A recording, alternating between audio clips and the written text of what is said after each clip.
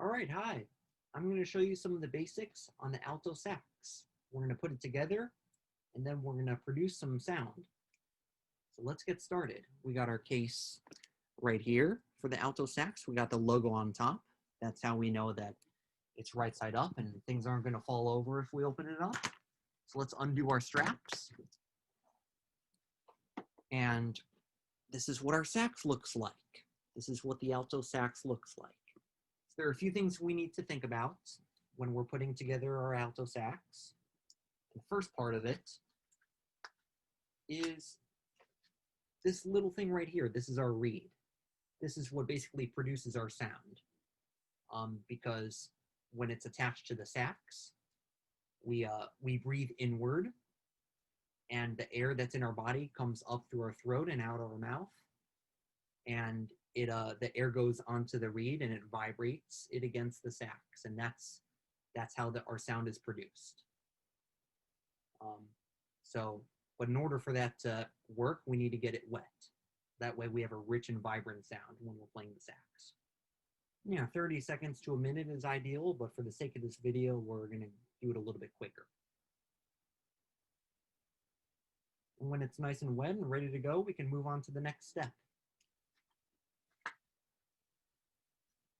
The next thing we have to think about is this little black thing right here. This is our mouthpiece.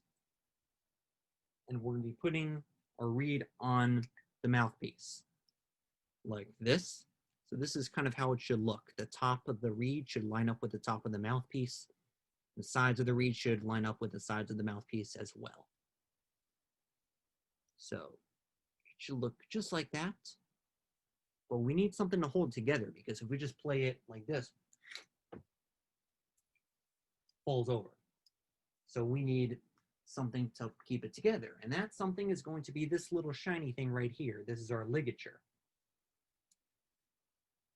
And what we're going to do is we're going to have these screws face us and this mouthpiece face us. We're going to put the ligature on the mouthpiece, slide it over like this, so that if you're looking at the mouthpiece, the screws always go to the right.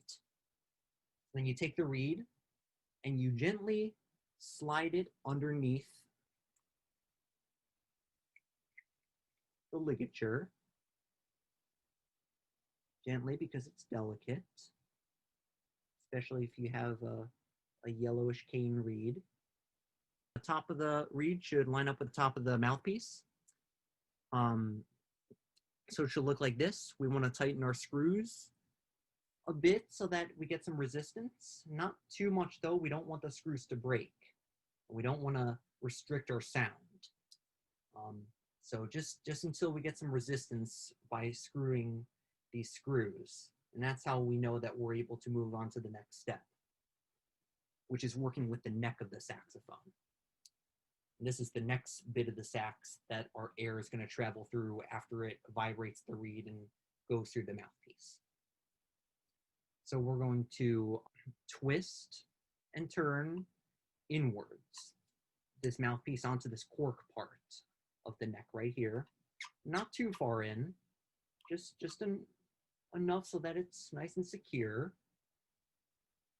And the front of the mouthpiece, the front of the reed, should be lining up with the neck so that the bottom of the neck curves in and faces you.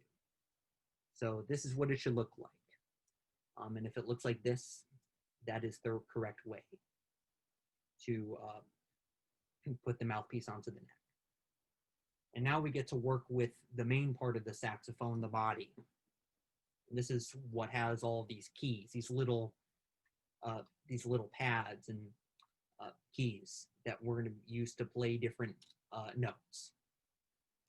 So here, this is very careful. You never want to force this inwards. You never want to force the neck into the body, because that's a great way to break keys, and we don't want that to happen. So we slowly twist inward, kind of like what we were doing with the mouthpiece onto the cork part of the neck. We do the same thing with the neck and the body, and we twist the neck to the left so that it lines up with this black thing right here, which is the thumb rest. This is what we're going to have our thumb on when we're playing the sax. And that's what it should look like. And now we just have to work with the neck strap, which is, which if you look at the end of the neck strap, it's going to loop into this right here. It's going to snap into here.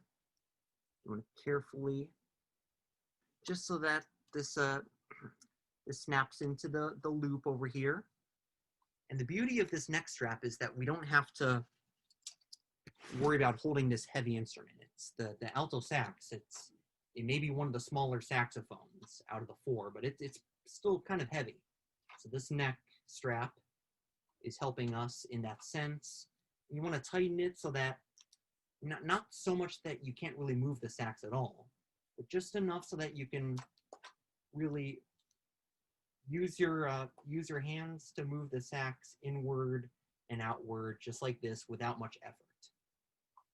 When we're blowing into the sax, we want our embouchure, or the shape of our mouth, to be in an O shape. O. O. You want the chin to be flat. You want the jaw to be a little bit lowered.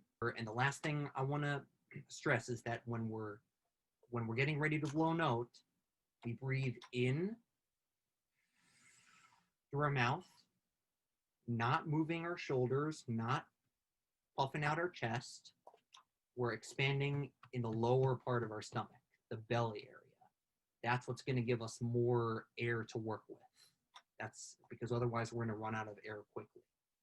So keeping all those things in mind, we're breathing in and puffing out the bottom part of our stomach, our belly.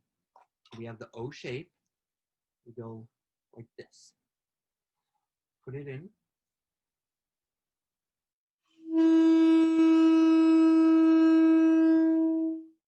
And that is how you make a sound on the sax. And those are some steps of how to put together the sax. Thank you.